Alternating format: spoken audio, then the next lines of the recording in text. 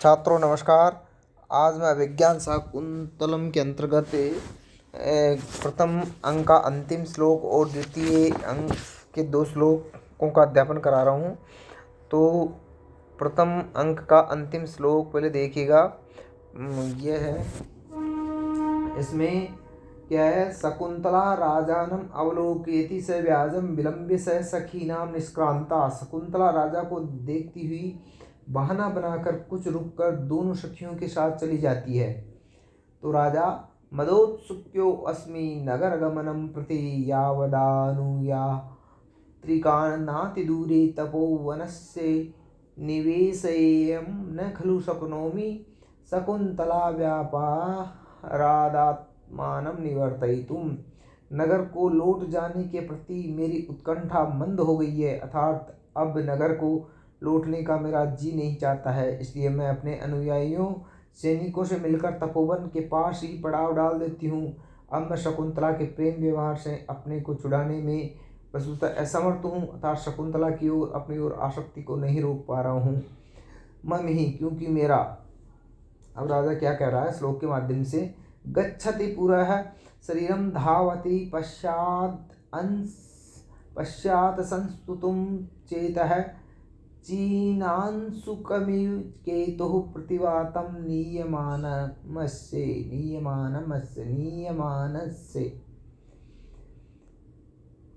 शरीरं पुनः गच्छति परंतु प्रतिवातं नीयमानस्य केतुः चिनांशुकम् इव असंस्तुतं चेतः पश्चात धावति। शरीरम, यह मेरा शरीर, पुनः गच्छति, आगे की ओर जाता है, परंतु प्रतिवातम नीयमानस्य, हवा के विरुद्ध ले जाए जाते हुए, केतु ध्वजा के, चिनांशुकम, चीन निर्मित रेशमी वस्त्र के समान, असंस्तुतम चेतः, अपरिचित सा मन, पश्चात धावती, पीछे से भागता है। क्योंकि यह मेरा शरीर तो आगे की ओर जाता है, परंतु हवा के विरुद्ध ले जाए जाते हुए पताका के चीन निर्मित सूक्ष्म वस्त्र के समान अपरिचित सा मेरा मन पीछे की ओर शकुंतला की ओर भागता है। तार राजा कहता है कि आरण्य वृत्तांत को सुनकर राजा अपने सैनिकों से मिलने के लिए चल देता है। उस समय उसका मन शकुंतला के प्रति आसक्त रहता है। इसलिए राजा अपनी तुलना ध्वजा के उस रेशमी वस्त्र से करता है, जो हवा के वेग के विपरीत ले जाए जाने पर पीछे की ओर उड़ता रहता है। ध्वजा का दंड तो आगे की ओर बढ़ जाता है, लेकिन हवा के प्रवाह से पताका पीछे की ओर ही फहरती है। इसी प्रकार शकुंतला पर आसक्त राजा का मन उस तरफ भाग रहा है और उसका शरीर सैनिकों से मिलने के लिए बढ़ रहा है। दुष्यंत का शरीर हृदय से शून्य है, इसलिए कवि ने उसके लिए निर्जीव ध्वज दंड की उपमा दी है। मन चंचल है, जबकि पताका भी चंचल बनी रहती है। इस तरह कवि की कल्पनाशीलता द्रष्टव्य है। चिनांशुकम ही उपमा अलंकार, अतिशयोक्ति अलंकार है यहाँ पर। और इसकी संस्कृत व्याख्या इस प्रकार है: मम शरीरम मे तनुम पुरः अग्रे गच्छति याति चेतः चित्तम प्रतिवातं पवनस्य प्रतिकूलं नीयमानस्य चाल्यमानस्य केतुः पताकायाः चिनांशुकमिव चीनदेशोत्पन्नं सूक्ष्म वस्त्रमिव असंस्तुतम अपरिचितम पश्चात शकुंतलाभिमुखम धावती वेगेन चलती। अब इसके अंतर्गत जो विशिष्ट है वो इस प्रकार है: प्रतिवातम, वातस्य प्रतिकूलम, नीयमानस्य नी युग और शानच प्रत्यय है। असंस्तुतम न संस्तुतम इति असंस्तुतम सम उपसर्ग को स्तु धातु से कथा प्रत्यय हुआ है। इस प्रकार आज ये प्रथम अंक समाप्त हुआ। अब द्वितीय अंक के अंतर्गत जो प्रथम श्लोक है वो देखिएगा। का ततः प्रविशति यथा निर्दिष्ट परिवारो राजा।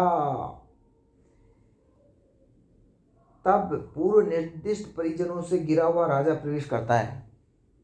राजा आत्मगतम, अपने मन ही मन में, कामम प्रियान सुलभा मनस्तु तद भाव दर्शना स्वासी अकृतार्थे अपि मनसि जे रतिमुभय प्रार्थना कुरुते। अर्थात भले ही प्रिया शकुंतला सुलभ न हो, किंतु मेरा मन उसके प्रेममय भावों को के देखकर आश्वस्त है। कामदेव के सफल न होने पर भी दोनों की परस्पर मिलने की उत्कंठा उनमें अनुराग उत्पन्न करती है। कामम भले ही प्रिया न सुलभा, प्रिय शकुंतला सुलभ न हो तू, परंतु मन है मेरा मन तद भाव दर्शनाश्वासी, उसके भावों को देखने से आश्वस्त है। मनसी जी कामदेव की कृतार्थेपि, असफल रहने पर भी उभय प्रार्थना, दोनों की परस्पर मिलने की प्रार्थना, रतिम कुरुते, परस्पर अनुराग को उत्पन्न करती है। अर्थात दुष्यंत के हृदय में तर्क होने लगता है। वह सोचता है कि प्रिया शकुंतला मेरे लिए दुष्प्राप्य है, किंतु वह फिर सोचता है कि उसके हाव भावों से ऐसा आश्वासन सा मिल रहा है कि मुझे मिल ही जाएगी। इस कारण कामदेव अब तक असफल रहा है, परंतु हम दोनों की परस्पर मिलनोत्कंठा अवश्य ही हमारे प्रेम भाव को बढ़ा रही है। अतः प्रयत्न करते रहने से अप्राप्त की प्राप्ति हो सकती है और मानसिक संतुष्टि के साथ आनंद भी मिलता है। तो इस प्रकार अन्यत्र तद भाव दर्शनयासी पाठ भी है। इसका अर्थ है उसके हाव भावों को देखने का आयास करने वाला, अर्थात प्रयत्न पूर्वक लालसा करने वाला। प्रिय वस्तु की प्राप्ति के लिए मन का उत्सुक होना स्वाभाविक है। शकुंतला दुष्यंत के लिए प्रिय है, परंतु वह तो तात काश्यप के अधीन है, जो कि इस समय तपोवन में नहीं है। अतः वर्तमान में प्रिया की प्राप्ति संभव नहीं है। इस कारण भविष्य में मिलनोत्कंठा का आशीर्वाद, आशावादी आनंद तो मिल ही रहा है। यहाँ पर पूर्वार्थगत विशेषणार्थ का उत्तरार्थगत सामान्यार्थ से प्रस्तुत समर्थन होने से अर्थांतर न्यास अलंकार है। और अकृतार्थे अपि मनसिजे आदि में अर्थ में विरोध की प्रतीति होने से विरोधाभास कार्य आर्य नामक छंद है। और इसकी संस्कृत व्याख्या इस प्रकार है। कामम यद्यपि प्रियतमा शकुंतला सुलभा सुखेन लभ्या नास्ति तु, परंतु मनः चेतः तद्भाव दर्शनाश्वसामि तस्या शकुंतलाया भाव दर्शनेन प्रेम भाव विलोकनेन आश्वासी संतुष्टं वर्तते। मनसिजे कामदेवे अकृतार्थे असफले अपि उभय प्रार्थना द्वयोः अन्योन्याभिलाषः रतिम प्रीतिम कुरुते उत्पादयति। अब यहाँ सुलभा सु उपसर्ग लब धातु से खल प्रत्यय हुआ है। मनसिजे मनसी जाता है, मनसिजे मन तस्मिन मनसिजे, मनसी उपद रहते जन धातु से ड प्रत्यय हुआ है। रति अनुराग रम धातु से तीन प्रत्यय हुआ है। आत्माभिप्राय, आत्माभिप्राय आत्मनः अभिप्रायण संभाविता इष्ट जन से चित्तावृत्ति येन से अभिप्राय, अभि उपसर्ग और प्री उपसर्ग प्री धातु से घय प्रत्यय हुआ है। प्रार्थयिता प्रकर्षण अर्थहिता प्रेमी जन, यहाँ विलास नाम प्रतिमुख संधि का अंग है। समिया रति भोगार्था विलास इति कथ्यते। अब आगे का श्लोक देखिएगा। आगे क्या श्लोक है। स्मितं कृत्वा एवं आत्माभिप्राये संभाविते इष्टजन चित्तवृत्ति प्रार्थयिता विडम्ब्यते। अर्थात क्या है कि स्मितं कृत्वा मुस्कुरा करके, स्मितं कृत्वा मुस्कुरा करके, अन्यतः क्या है कि स्मृतम कृत्वा हंस करके, इस प्रकार आत्म भले ही प्रिया शकुंतला सुलभ न हो, तो इस प्रकार अब दूसरा जो श्लोक है, मन ही मन मुस्कुरा करके इसी प्रकार अपने अभिप्राय के अनुरूप ही अपने प्रियजन के मनोभावों की संभावना करने से प्रेमी जन उपहार के पात्र हो जाते हैं। इसके पात्र हो जाते हैं, उपहास के पात्र होते हैं।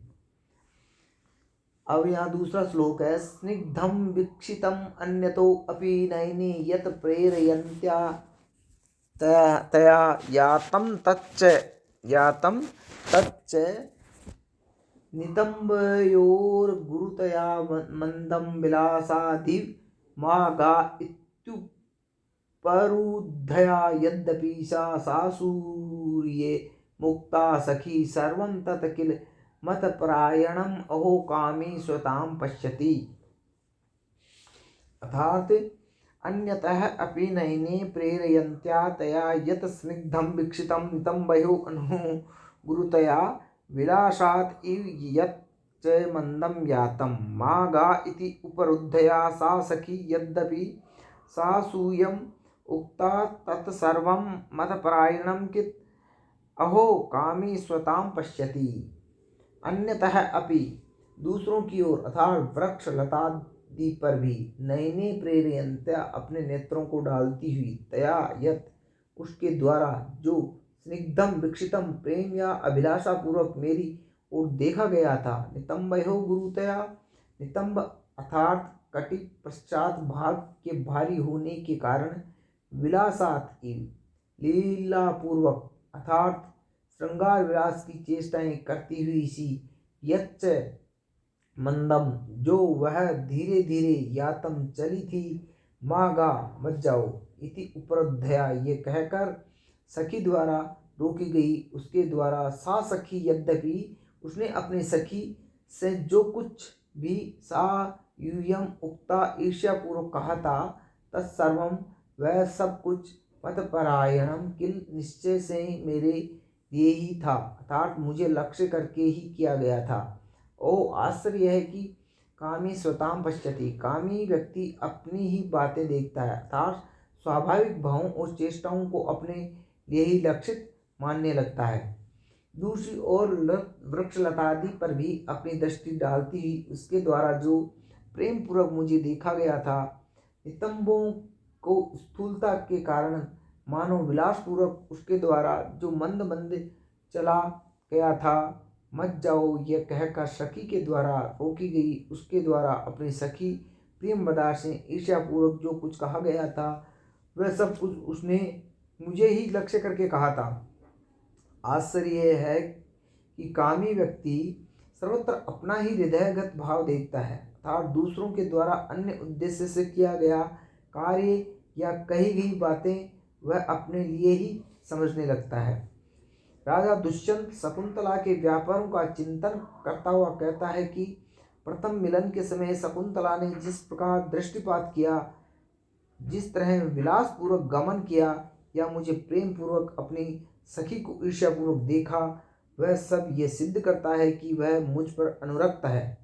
वस्तुतः कामी जन सर्वत्र अपना ही भाव देखते हैं, आसक्ति के कारण प्रत्येक कार्य को अपने लिए ही उद्दिष्ट मानते हैं। कामी व्यक्ति का स्वभाव ही ऐसा प्रतीत होता है कि प्रत्येक कार्य, वस्तु या कथन को वह अपनी ही दृष्टि से देखता है, भले ही वे कार्य आदि उसको लक्ष्य करके नहीं किए गए हों, परंतु आसक्तिवश वह उन्हें अपने लिए ही मानता है।